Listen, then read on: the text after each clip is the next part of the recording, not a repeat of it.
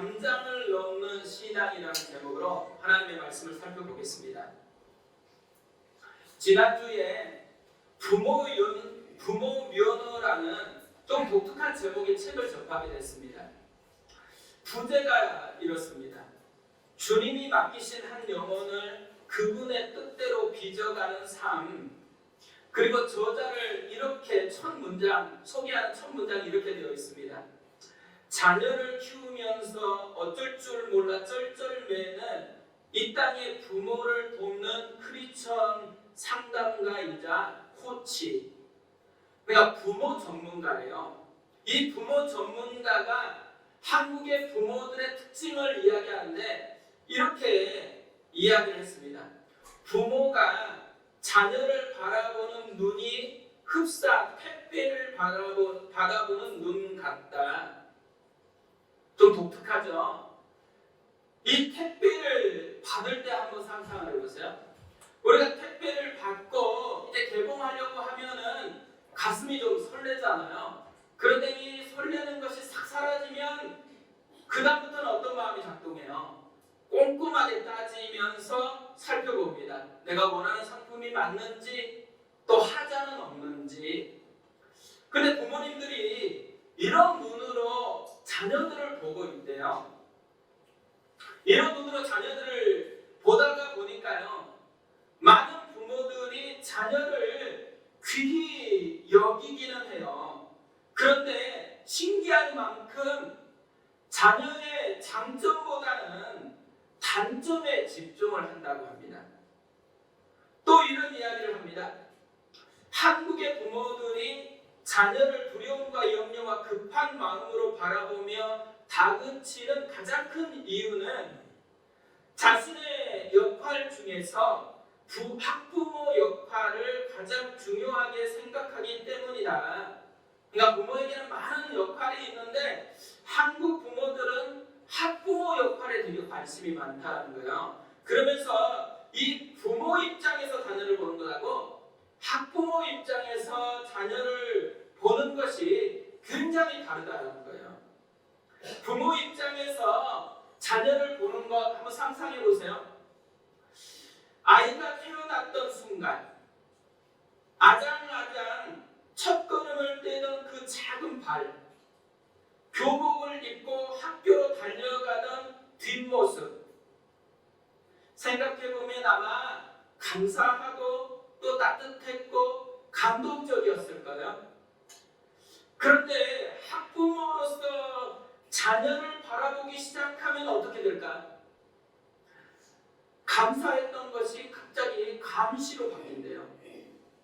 그리고 감동이 아니라 질책을 하기 시작한다고 합니다. 그래서 자녀의 자존감이 한없이 무너져 내린대요.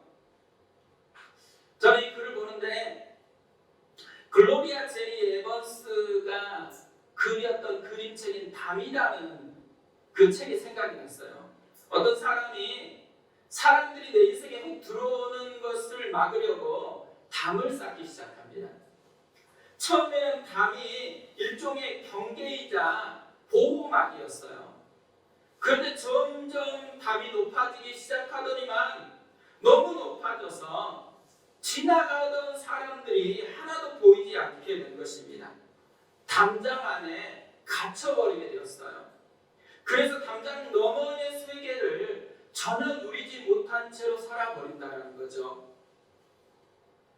부모들이요, 처음에는 잘 키우려고 우리 자녀들을 정말 담장 밖에서 풍성한 삶을 누리게 하려고 애를 쓰는 것이죠. 그런데 어느 순간이 지나가면 택배처럼 아이를 보기 시작하고 학부모의 눈으로 아이를 보기 시작하는 것입니다. 이때부터는 아이들을 담장 안에 가두는 역할을 하게 되어진다는 거죠. 처음 마음은 분명히 담을 넘어서 마음껏 자라기를 원했을 거예요. 그런데 현실은 어때요? 현실은 담장 안에 가두어 놓고 자녀의 자존감이 점점 무너지고 있는데도 불구하고 못 느끼고 있다는 것이죠. 담장 밖에 세기를 전혀 누리지 못하도록 막고 있다는 것입니다. 저는 오늘 말씀에도 이런 담장 안에 갇힌 사람이 나오고 있다고 생각합니다. 그는 베드로였습니다. 우리가 베드로 생각해 보세요. 어떤 사람이에요? 사마리아 땅에 성령이 임하게 했던 사람입니다. 그러니까 어떤 면에서는 공식적으로 사마리아라는 담장을 넘는 일에 쓰임받았던 사람입니다. 그뿐 아니죠. 이 사건이 일어나기 방금 전에 있었던 역사, 정말 하나님의 놀라운 역사를 생생하게 경험한 사람입니다. 8년 동안 중풍병에 걷지도 못했던 애니아를 고쳤고 죽었던 다비다를 다시 살려냈습니다. 뿐만 아니라 그는 하나님과 가까이 하고 싶었던 사람인 것 같아요. 왜냐하면 정기적으로 시간을 내서 기도하고 있습니다. 이렇게 놀라운 베드로임에도 불구하고 이런 베드로가 담장 안에 갇혀 있다는 것이죠. 그래서 하나님의 은혜가 더 이상 흘러가지 못하도록 막고 있음에도 불구하고 본인은 전혀 느끼지를 못하고 있습니다. 예수님이 승천하시면서 제자들에게 남겼던 마지막 명령이 있어요.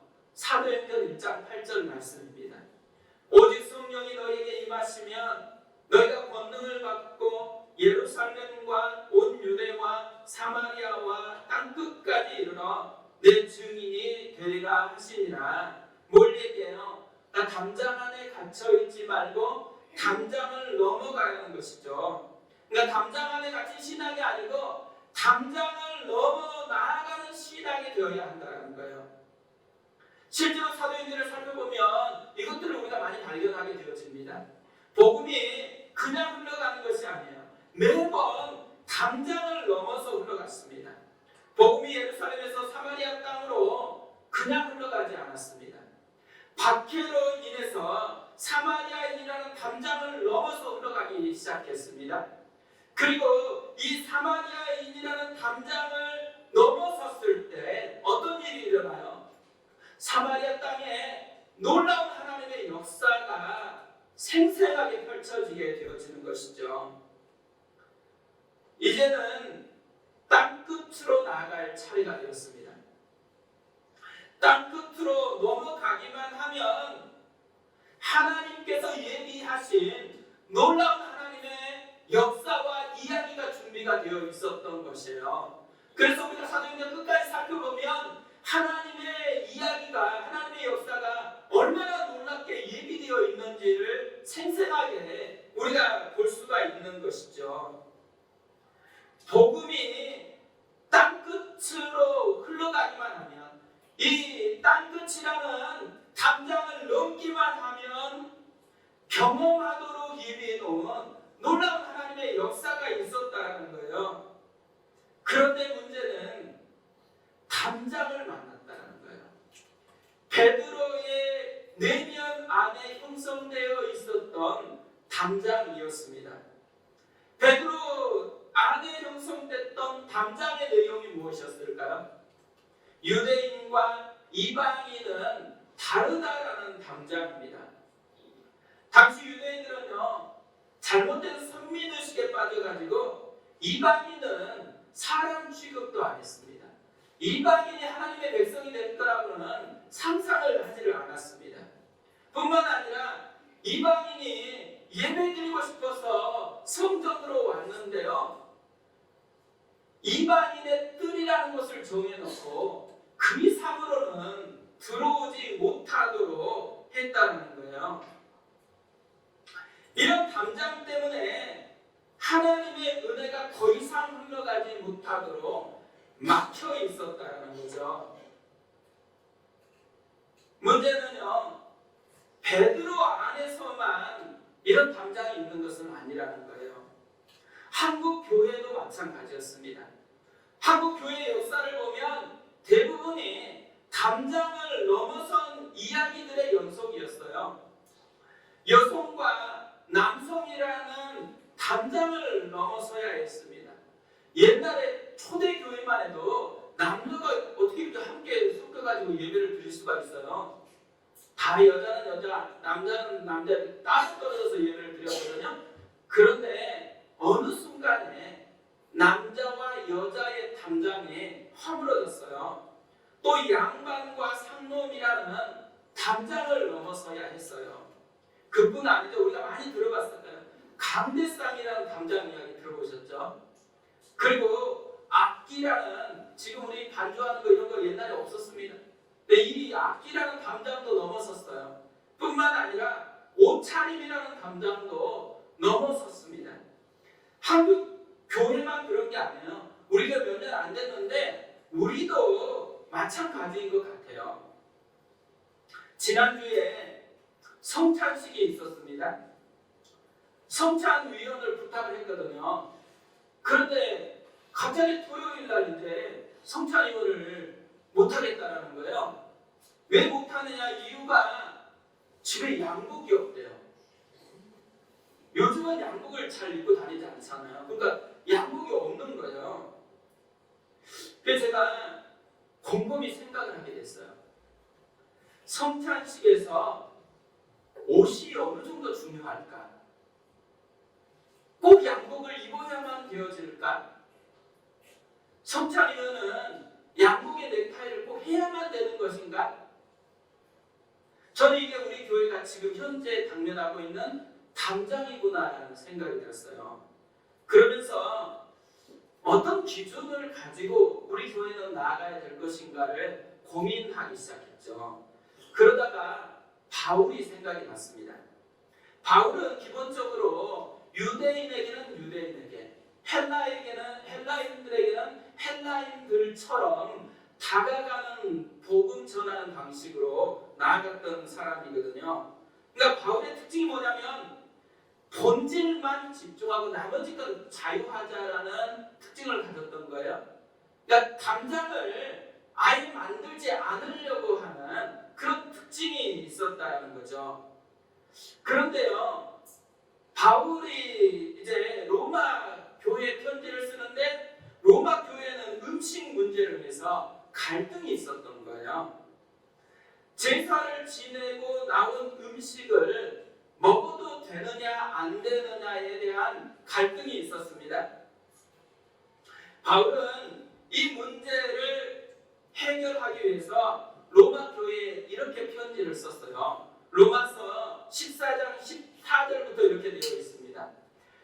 내가 주 예수 안에서 알고 확신하노니 무엇이든지 스스로 속된 것이 없으되 다만 속되게 여기는 그 사람에게는 속되니라. 만일 음식으로 말미암아 내 형제가 근심하게 되면 이는 내가 사랑으로 행하지 아니함이라. 그리스도께서 대신하여 죽으신 형제를 내 음식으로 망하게 하지 말라. 그러므로 너희의 선한 것이 비방을 받지 않게 하라. 하나님의 나라는 먹는 것과 마시는 것이 아니요 오직 성령 안에 있는 의와 평강과 희락이라. 음식을요 다 먹을 수 있대요. 속되지 않대요. 그러니까 자신은 다 먹을 수 있어요. 그러니까 바울은 담장 자체가 음식에 대한 담장이 없어요. 근데 문제가 생긴 거예요. 바울의 문제가 아니고 로마 교회의 어떤 성도가 이 음식이 별로 아무 문제가 아닌데 그 음식에다가 의미 부여를 해버린 거예요. 어떤 의미 부여를 했어요? 음식이 신앙이 돼버렸어요. 음식을 먹으면 자기의 신앙이 무너지는 이런 의미 부여를 해버렸어요. 그러다 보니까 음식은 정말 비본질적인 거였거든요. 의미 부여하는 순간 그 사람에게는 이게 본질적인 문제가 되어버렸다는 거예요. 바울은요 조심해야 되는데 뭘 조심해야 되냐면 비본질적인 것을 본질적인 것처럼 의미 부여하는 것을 조심해야 된다는 거예요. 본질적으로는. 그런데 우리 곁에는 자기가 성장 배경도 다르고 여러 가지 배경이 다르다 보니까 비본질적인 것을 본인에게 본질적으로 이렇게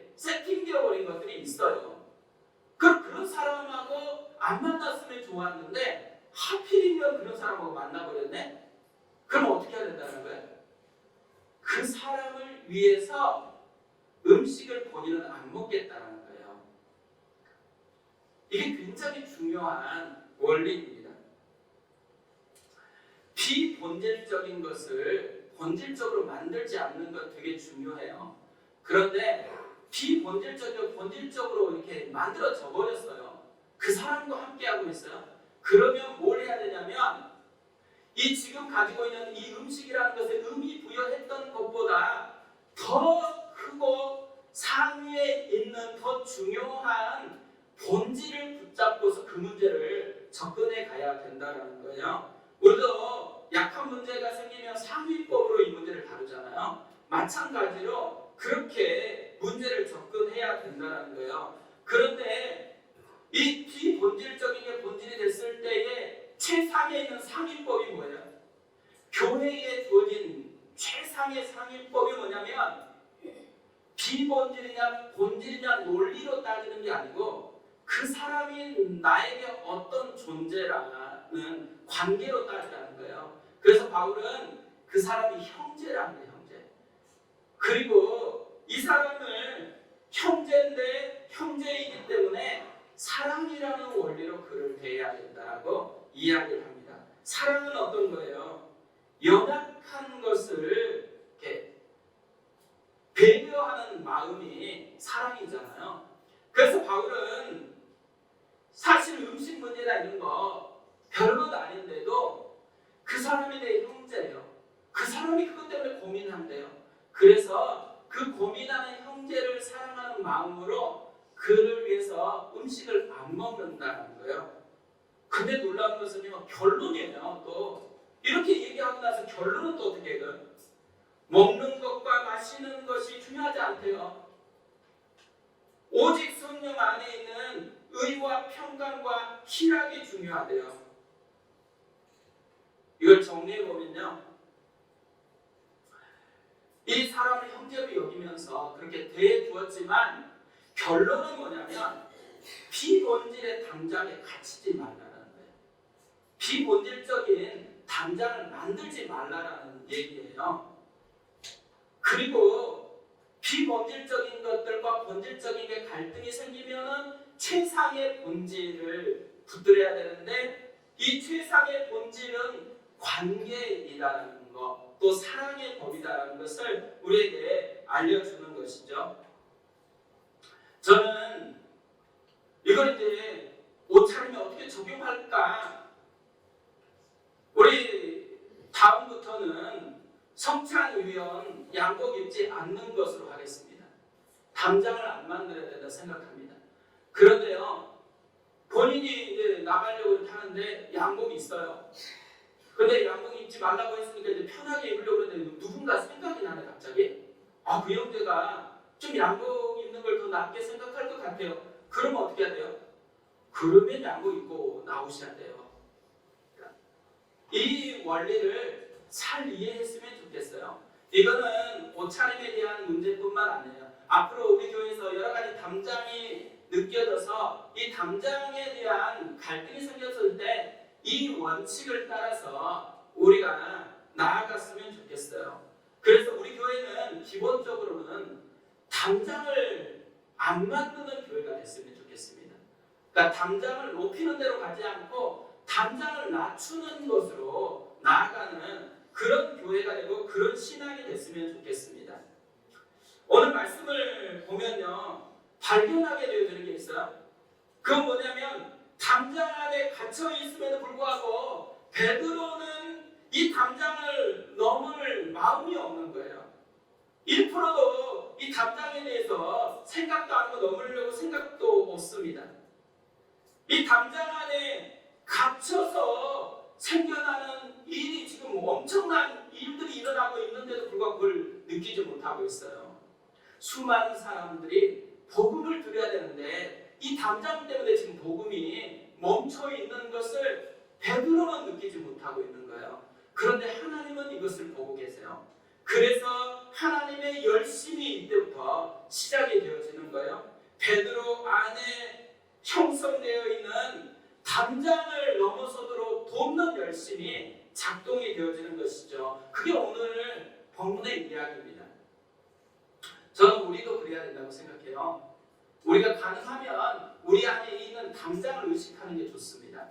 그래서 넘어서게 해야 되죠. 그런데 우리가 담장을 의식하지 못해도요, 넘어서야 될 담장이면 하나님의 열심이 우리 가운데서 작동하기 시작한다는 것, 이것을 오늘 말씀이 우리에게 보여주고 있다는 것이죠. 하나님께서 어떤 열심으로 베드로의 담장을 넘어서게 하는가, 이게 오늘 우리가 살펴보려고 하는 내용이거든요. 첫 번째로는요, 담장을 넘어설 수 있도록 하나님께서는 기도 시간을 사용하고 있다는 거예요. 하나님께서 베드로의 담장을 넘도록 돕는 것이 오늘 이야기의 핵심이거든요. 그런데 언제 베드로의 담장을 돕기 위해서 하나님이 일하시느냐? 기도 시간에 일하고 있다는 거예요. 9절에 이렇게 되어 있습니다. 이튿날 그들이 길을 가다가 그 성에 가까이 갔을 그때에 베드로가 기도하려고 지붕에 올라가니 그 시각은 제6시더라. 기도하려고 지붕에 올라갔을 때에 하나님께서 환상을 주시기 시작했어요. 근데 사도행전을 보면요, 기도하는 시간에 하나님의 역사가 계속된다는 것을 의도적으로 우리에게 알려주고 있어요. 기도할 때 성령의 강림이 있었습니다. 기도하려고 성전으로 가는 그 미문 앞에서 첫 번째 사도행전의 기적 사건이 일어나요. 안진뱅이가 치유되는 사건이 일어납니다. 또 기도하는 시간에 하나님께서 환상으로 베드로의 마음을 만지기 시작했다는 거예요. 뭘 얘기해요? 기도 시간이 하나님이 일하기에 굉장히 좋아하는 시간이라는 것을 얘기하는 것이죠. 왜 하나님께서는 하필 기도 시간에 그렇게 일하기 좋아하실까요? 기도는요, 마음의 커튼을 하나님께로 여는 시간이기 때문에 그래요. 또 기도는요, 내 것을 내려놓고 하나님의 손을 바라보는 시간이기 때문에 그런 거죠. 지난주에 기도원에 가서 산기도를 좀 했습니다. 여러 가지 기도 제목이 있어서 올라갔거든요. 기도하려고 하는데 찬양이 한 곡 떠올랐습니다. 나의 죄를 정케 하사 주의 일꾼 삼으신 이 찬송가가 생각이 났어요.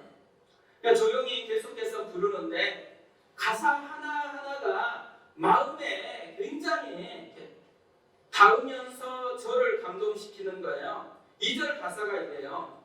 내게 부어주시려고 은혜 예비하신 주의 은혜 채워주사 능력 있게 하소서. 3절은 죄의 짐을 풀어주신 주의 능력 크도다. 나를 피로 사신 예수 내 맘속에 오소서. 4절은 이렇습니다. 주여 내게 성령으로 충만하게 채우사 생명수가 강물처럼 흐르게 하옵소서. 그리고 후렴이 이래요. 나를 일꾼 삼으신 주 크신 능력 주시고 언제든지 주 뜻대로 사용하여 주소서. 많은 기도 제목을 가지고 갔는데 그 모든 기도에 대한 하나님의 마음이 여기 다 담겨 있다라는 그런 생각이 들었습니다. 그냥 찬양이 생각나는 게 아니고 하나님께서 이 찬양을 나에게 주셨구나, 이 마음이 들었어요. 그래서 이 찬송가 가사 하나하나를 가지고 기도하기 시작했습니다. 그리고 가져갔던 기도 제목들을 다 하나하나 하나님께 아뢰고 이제 내려오는데 저 멀리서 한 분이 목이 확 튄 목소리로 찬양을 하는 거예요. 만 가지 은혜를 받았으니 내 평생 슬프나 즐거우나 이 몸을 온전히 주님께 바쳐서 주님만 위하여 늘 살겠네. 근데 이게 마음에 훅 들어오는 거예요. 그러면서 제가 제 마음을 살펴보니까요, 분명히 기도하러 왔을 때는 여러 가지 담장을 가지고 왔거든요. 근데 담장이 없어진 거예요.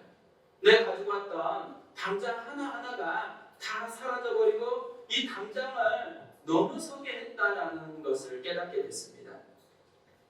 기도할 때 하나님께서 마음을 만져주시는 건가? 내가 기도했던 하나하나 제목들, 내 마음에 그 제목이 미치는 영향력들, 이것들을 하나하나 만져서 그 담장을 넘어서게 하는 것, 이것이 기도가 주는 굉장히 놀라운 은혜구나라는 것을 깨닫게 됐습니다. 우리도 이번 한 주간을 살아도요, 아마 자꾸 담장을 느끼게 될 거예요. 뭔가 부대끼는 게 있을까요? 그때 뭘 해야 돼요? 하나님이 일하기 좋아하는 이 기도 시간을 만들어야 된다는 거죠. 새벽 기도에 또 시작을 해도 되고요. 수요 예배 가운데 나오셔서 또 다시 기도해도 되고요. 끊임없이 기도의 자리를 만들고 회복하는 것, 이 속에 하나님이 담장을 넘게 우리를 만드시는 은혜가 있다는 것이죠. 그 은혜를 우리도 경험을 했으면 좋겠습니다. 두 번째로요, 담장을 넘는 신앙이 되도록 하나님께서 하시는 게 뭐냐면 십자가의 복음을 사용한다는 거예요. 베드로 안에 놓인 담장은 생각보다 깊은 담장이에요. 그래서 웬만해서는 이 담장을 넘어서게 못하니까 하나님께서 특별한 조치를 취해요. 특별한 환상으로 베드로에게 나타났습니다. 하늘이 열리고 한 그릇이 내려왔는데 그 안에 땅에 기는 각종 네발 가진 짐승과 기는 것과 공중에 나는 것들이 담겨 있었어요. 이걸 보는데 하나님의 음성이 들립니다. 베드로야, 일어나 잡아먹으라. 베드로는요, 유대인이에요. 유대인들은 먹을 것과 먹지 못할 것을 명확하게 구분하고 있는 사람들이거든요. 그리고 이 먹을 것과 먹지 못할 것을 구분하는데 어디서 이 근거를 가지고 구분을 해요? 하나님이 이전에 주었던 말씀을 붙들고서 먹을 것과 먹지 못할 것을 구분하고 있었어요. 당연히 아무거나 먹지를 않는 것이죠. 근데 이걸 무시하고 먹으래요. 베드로가 어떻게 대답하죠? 주여, 그럴 수 없나이다. 속되고 깨끗하지 아니한 것을 내가 결코 먹지 아니하였나이다. 베드로는 지금 이전에 주었던 하나님의 말씀을 붙들고 반응하고 있다는 거예요. 그런데 하나님께서 다시 베드로에게 이렇게 말씀하십니다. 15절에 또 두 번째 소리가 있으되 하나님께서 깨끗하게 하신 것을 내가 속되다 하지 말라 하더라. 이전에 있었던 법보다 더 상위에 있는 법이 새로 생겨났다는 거예요. 그게 뭐냐면 하나님께서 깨끗하게 만들었다는 법이에요. 분명히 이전에는 속되고 깨끗하지 아니한 것으로 구분해서 먹지 말라고 했어요. 그런데 이제는 그게 다 깨끗하게 되어버렸다라고 이야기를 하고 있습니다. 하나님께서 무엇으로 깨끗하게 했을까? 십자가의 피로 깨끗하게 하셨습니다. 사실 하나님께서 지금 음식 이야기하려고 세 번이나 이런 환상 주신 게 아니거든요.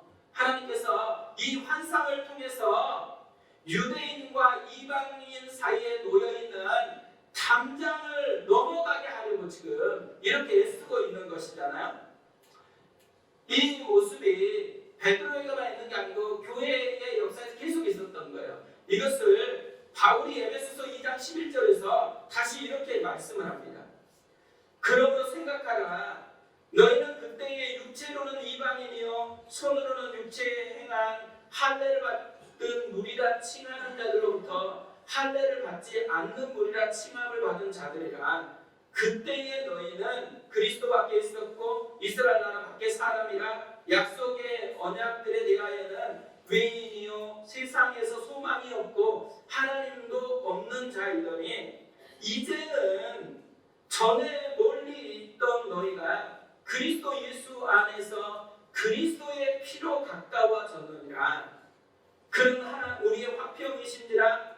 둘로 하나를 만드사 원수된 것 곧 중간에 막힌 담을 자기 육체로 허시고. 분명히 이전에는 유대인과 이방인을 구분 지어 놓았어요. 그리고 그 구분 지어 놓는 것이 음식뿐 아니라 성전 예배 속에서도 이방인의 뜰로 구분돼서 담장의 역할을 하게 했습니다. 그런데 지금은 이제는 이 이방인과 유대인이 하나가 되게 만들어 버렸다는 거예요. 이들을 구분지었던 담장을 넘어서게 했고 헐어버렸대요. 무엇으로?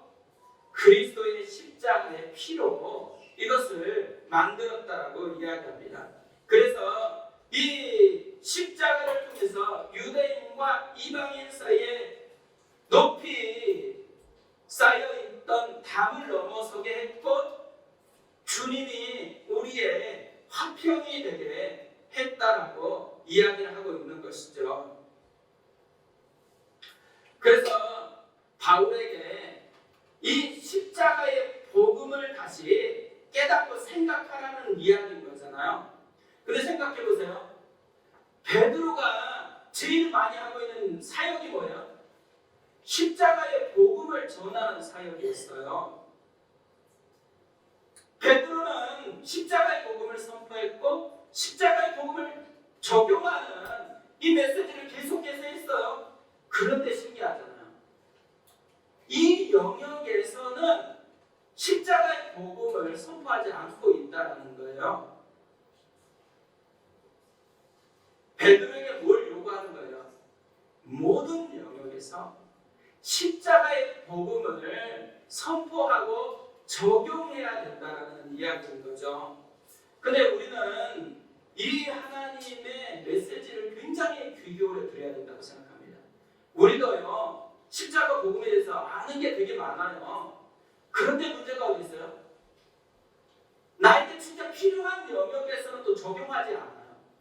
나에게 진짜 십자가의 복음이 선포되고 그 십자가의 복음의 안경으로 살아가야 되는 영역에 있어서는 그냥 내 방식대로 살아가는 경향이 많이 있다는 것이죠. 그렇기 때문에 모든 영역에서 특별히 내 안에 깊이 높아져 있는 담장의 영역이 있다면 그 영역부터 십자가의 복음을 선포하고 십자가의 복음의 안경으로 보아야 한다는 것이죠. 최근에 손축구 아카데미에서 문제가 생겼습니다. 그런데요, 이 기사들을 계속 살펴보는데 지금 기사들을 보면은 아이가 얼마나 힘든지는 아예 관심이 없어요. 다 무슨 얘기만 했어요? 돈 얘기밖에 없습니다.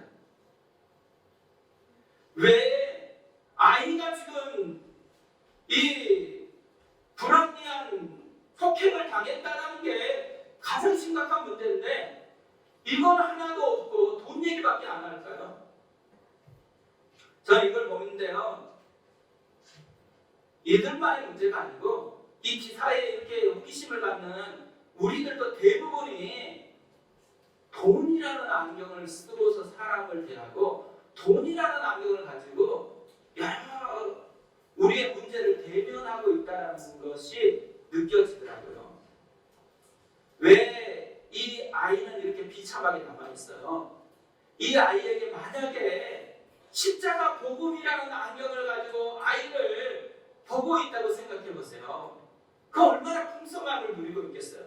근데 십자가 복음이라는 안경은 치워버리고 돈이라는 안경으로만 지금 대하고 있으니까 이런 비참한 일들이 일어나고 있다는 거죠.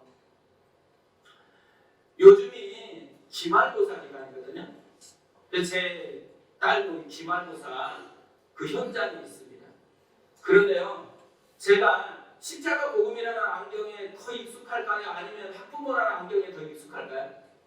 제가 이 설교를 준비하고 묵상하는데도요, 학부모라는 이 안경이 얼마나 스물스물 나한테 작동하는지를 계속 느끼고 있어요.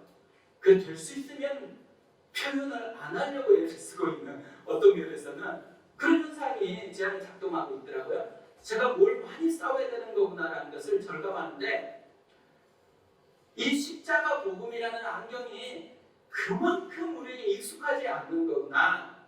이 복음을 그렇게 떠들고 있는데도 불구하고 십자가 복음을 내 안에 장착해가지고 그 복음으로 사는 것은 그만큼 잘 안 돼 있구나라는 것을 계속 발견하고 있습니다. 우리가 이번 한 주간만 살아간다고 생각해 보세요. 한 주간 동안 아마 엄청 많은 사람을 만나게 될 거예요. 특별히 가정에서 더 가까이 있는 사람들을 만나게 되어 있습니다. 그런데 무슨 안경을 쓰고서 지금 한 사람 한 사람을 보고 있을까요? 주님이 십자가 복음이라는 안경을 우리에게 주셨습니다. 이 십자가 복음이라는 안경을 쓰고서 보라는 거예요. 그때에 놀라운 담장을 넘어서는 은혜를 맛보게 되어질 거라는 것을 우리에게 알려주고 있는 것이죠. 우리가 매번 담장을 느끼죠. 담장에 갇혀있는 인생이 아니고 담장을 넘어서는 그런 신앙이 되어졌으면 좋겠습니다. 이번 한 주간이 특별히 그런 은혜를 더 많이 누리는 그런 한 주간 되었으면 좋겠습니다. 우리 이제 찬양하고 기도하도록 하겠습니다. 오늘 찬양은 너는 담장 너머로 뻗은 나무라는 야곱의 축복이에요. 왜 이 곡을 골랐냐면 우리가 생각해보니까 이 메시지를 전한다고 해서 우리가 이것을 금방 행할 능력이 있는 것은 아니더라고요. 그러다 보니까 자꾸 설교를 들어도 이 설교가 좋아도 나는 부담스러워요. 실패감을 또 경험하기 때문에. 그래서 어떤 면에서는 축복이 필요한 거구나라는 생각이 들었어요. 오늘 이 시간에 내가 담장을 뛰어넘겠다는 사명의식을 좀 내려놓고요. 베드로도 안 그랬잖아요. 하나님의 열심이 이 시간에 우리를 빚어낼 거예요. 하나님의 열심을 기대하면서 우리 자신을 좀 축복하고 또 내가 축복하고 싶은 사람을 축복했으면 좋겠습니다.